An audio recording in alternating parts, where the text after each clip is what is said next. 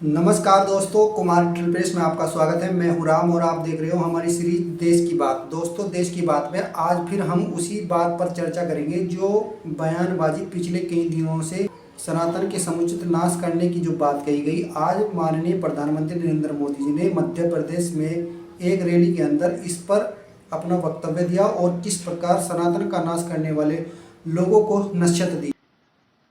जिस सनातन को गांधी जी ने जीवन पर्यंत माना, जिन भगवान श्री राम ने उनको जीवन भर प्रेरणा दी, उनके आखिरी शब्द बने हे राम।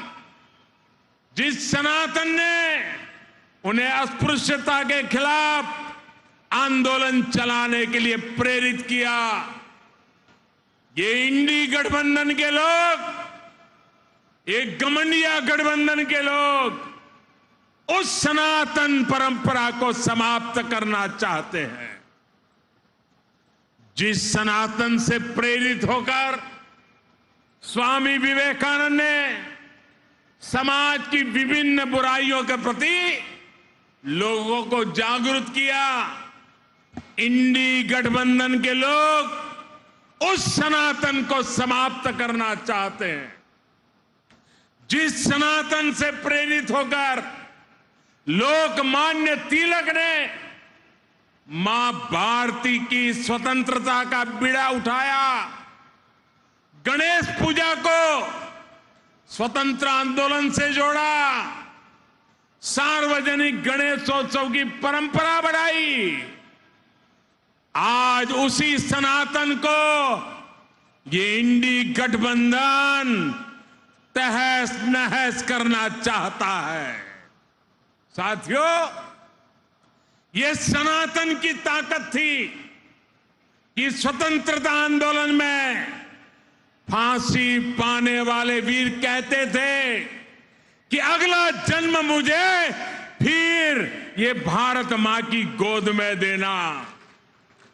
जो सनातन संस्कृति संत रविदास का प्रतिबिंब है, जो सनातन संस्कृति माता शबरी की पहचान है, जो सनातन संस्कृति महर्षि वाल्मीकि का आधार है, जिस सनातन ने हजारों वर्षों से भारत को जोड़े रखा है, ये लोग मिलकर अब उस सनातन को खंड खंड करना चाहते हैं।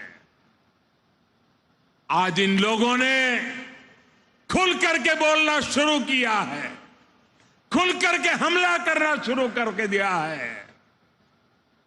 कल ये लोग हम पर होने वाले हमले और बढ़ाने वाले हैं। देश के कोने कोने में हर सनातनी को, इस देश को प्यार करने वाले को, इस देश की मिट्टी को प्यार करने वाले को, इस देश के कोटि कोटि जनों को प्यार करने वालों को, हर किसी को सतर्क रहने की जरूरत है। दोस्तों, प्रधानमंत्री जी ने तो आज जनता के सामने अपना वक्तव्य दे दिया और यह भी बता दिया कि वह सनातन धर्म को लेकर क्या सोचते हैं और किस प्रकार सनातन धर्म की रक्षा के लिए 24 घंटे खड़े हुए हैं। मगर क्या हम अगर अपने आप से सवाल करें, क्या हम भी सनातन धर्म के लिए उतने ही जागरूक है जितने प्रधानमंत्री नरेंद्र मोदी जी?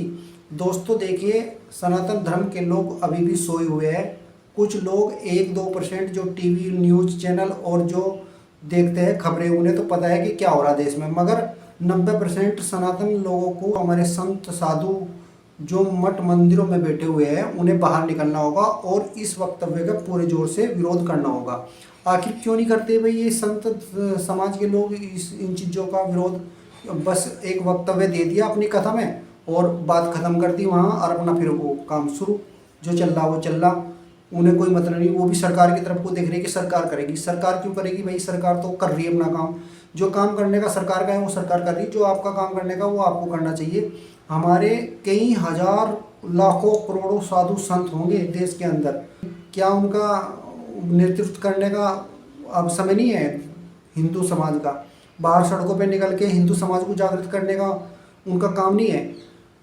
और दोस्तों कौन करेगा इस काम को? अगर साधु संत समाज नहीं करेगा तो कौन करेगा? सनातन धर्म के लोग तो सोए हुए हैं, सो रहे हुए तो, और उन्हें सोए हुए लोगों को जगाना पड़ता है। जगाने का काम भी कम से कम जो सनातन के ठेकेदार हैं, जो हिंदू धर्म के ठेकेदार बनते हैं, वे तो कम से कम करें। वे तो पहले जागे, वे तो सड़कों पे निकले। क्या बिना सड़कों पे निकले हुए हिंदू लोगों को आप जगा सकते हो? नहीं जगा सकते, क्योंकि वे तो हिंदू लोग इस तरह के हैं। मैं एक उदाहरण देकर आपको बताऊंगा। अभी कर्नाटका के अंदर चुनाव हुए, उसमें उन्होंने बजरंग दल को बैन करने की बात कही। जब प्रधानमंत्री नरेंद्र मोदी जी ने अपने चुनावी भाषण में लोगों से आह्वान किया कि कांग्रेस पार्टी बजरंग बली को जेल में बंद करने की बात कर रही है, तो इस बयान की काफ़ी चर्चाएं भी हुई और लोगों में ये बात पहुंची भी, मगर उसके बावजूद भी वोट नहीं दिए लोगों ने बीजेपी को, वहाँ कांग्रेस की सरकार बना दी।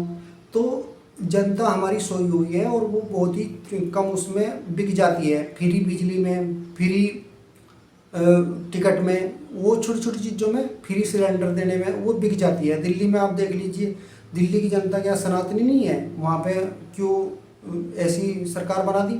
और क्या तमिलनाडु की, कर्नाटक की जनता ये समझदार नहीं है? समझदार भाई, उन्हें जगाना पड़ेगा। जगाने के लिए उन लोगों को निकलना पड़ेगा। अगर कोई आप चाहते हो देश बचे, सड़कों पे हमें निकलना पड़ेगा और इसका पूरा जोर विरोध करना पड़ेगा। उन समिति का भी विरोध करना पड़ेगा, उनसे माफ़ी मंगवानी बहुत आवश्यक है। मैं सोचता था कई बार कि आखिर हमारे देश में ये क्या हुआ, क्यों हमारे देश के इतने मंदिर तोड़े गए, क्यों राम मंदिर जैसा बड़े जो भव्य मंदिर थे वे भी तोड़ दी गई, और बनारस में भगवान शिव का मंदिर है वह भी तोड़कर उस पर भी ज्ञानव्यापी मस्जिद बना डाली।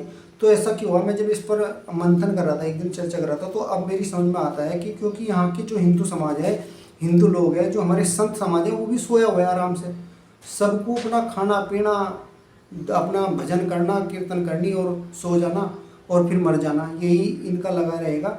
और पता नहीं कितने लोग संत आए होंगे, कितने संत बने होंगे, कितने भक्ति करी होगी, कितने मर गए होंगे, मगर धर्म की रक्षा के लिए कोई आगे नहीं आता। बहुत ही कम लोग ऐसे होते हैं जो अपना सब कुछ निछोवर कर धर्म की रक्षा करने में जुटे हुए हैं, और वो मोदी जैसे एक आध आदमी होंगे।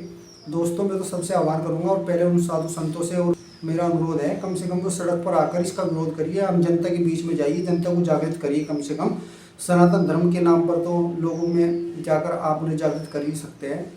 तो बने रहिए आप हमारे साथ में, अगली वीडियो में फिर मिलेंगे। नमस्कार।